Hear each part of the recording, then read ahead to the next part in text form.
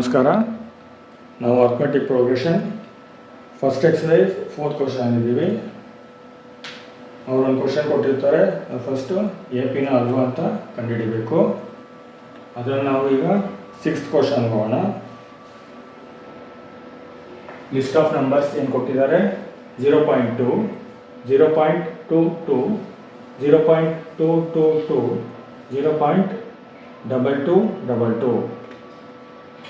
First difference ಏನಿದೆ ನೋಡೋಣ.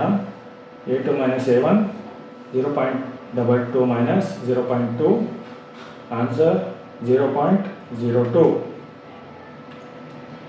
Next a3 minus a2, 0.32 minus 0.22, answer 0.002.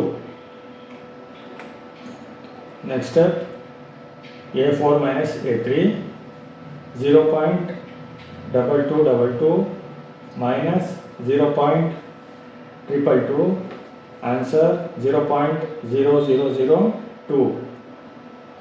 Difference same ಇಲ್ಲ.